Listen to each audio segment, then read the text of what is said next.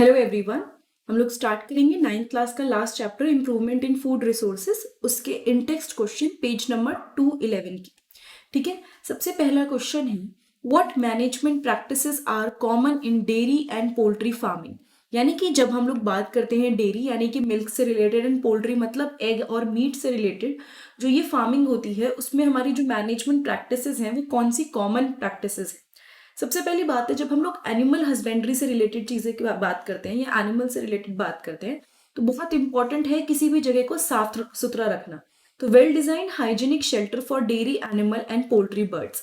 ठीक है, जो भी एनिमल्स हैं उनके लिए बहुत ही साफ सुथरा हाइजीनिक शेल्टर रखना, dairy animals and poultry birds के लिए बहुत साफ सुथरा उस पूरे इन्वायरमेंट को रखना। ठीक है, जो भी खाना आप दें किसी भी डेयरी में किसी एनिमल को या पोल्ट्री फार्मिंग में वो बहुत अच्छी क्वालिटी का होना चाहिए और फॉडर प्रोवाइड किया जाता है dairy animals and poultry birds को। ठीक है, importance for animal health by prevention and cure of disease caused by bacteria virus और फंजाई।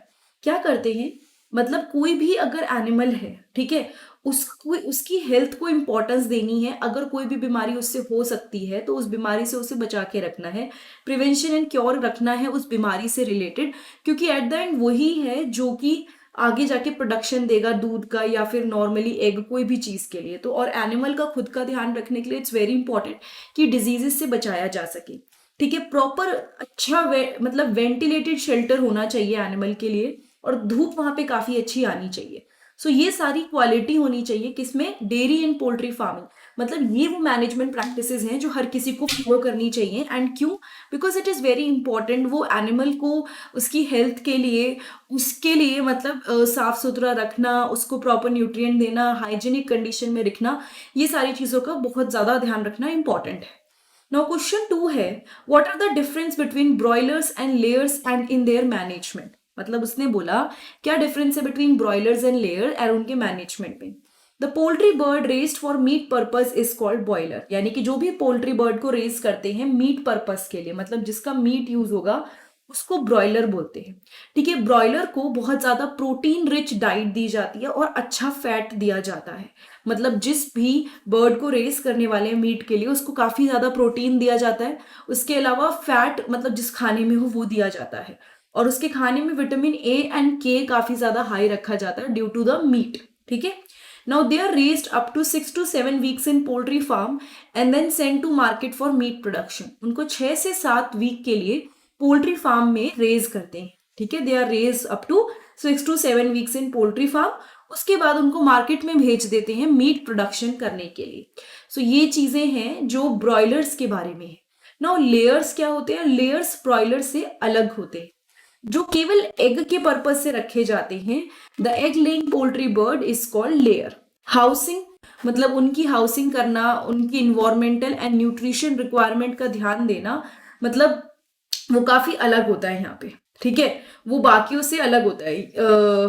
सो बेसिकली अगर हम पहले वाले में उनको ज्यादा फैट वाला खाना दे रहे थे क्योंकि वो मीट के पर्पज से दे रहे थे, इसमें ऐसा नहीं होता है, उतना फैट वाला खाना देने की जरूरत नहीं पड़ती है। But yes, it is important कि इनको प्रॉपर लाइटनिंग और इनफ स्पेस मिले एंड मोस्ट इंपॉर्टेंटली इनको ज्यादा टाइम के लिए रखा जाता है फॉर क्योंकि उनको ग्रोथ में टाइम लगता है, जो एग प्रोडक्शन होता है उसमें टाइम लगता है, इसलिए इनको थोड़ा ज्यादा टाइम के लिए रखा जाता है।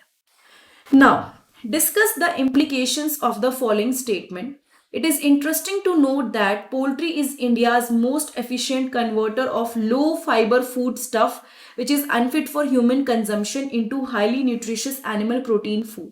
तो इसने ये बात बोली कि ये चीज ध्यान में देने की है, इंटरेस्टिंग है कि जो पोल्ट्री है वो इंडिया में सबसे एफिशिएंट, सबसे अच्छा कन्वर्टर है किस चीज का, लो फाइबर फूड जो होता है ना, जिसका फाइबर कंटेंट बहुत कम है, जो ह्यूमन के कंज्यूम करने के लिए अच्छा नहीं है, उसको highly nutritious animal protein food में कन्वर्ट करते हैं। कैसे कन्वर्ट करते हैं, बिकॉज ये जो लो फाइबर फूड स्टफ है ये खिलाया जाता है एनिमल्स को एंड देन एनिमल उसको काफी ज्यादा अगर कोई उसको एज अ मीट यूज करने वाला है, बर्ड्स को खिलाने के बाद तो वो उनको मीट देगा, तो वो बहुत हाई प्रोटीन फूड है। या फिर कोई एनिमल अगर डेयरी में हम उनको खिलाने वाले हैं फॉडर वगैरह, तो वो भी मिल्क देगा विच इज प्रोटीन रिच। ठीक है, so poultry bird utilise such agriculture product which are unfit for human consumption.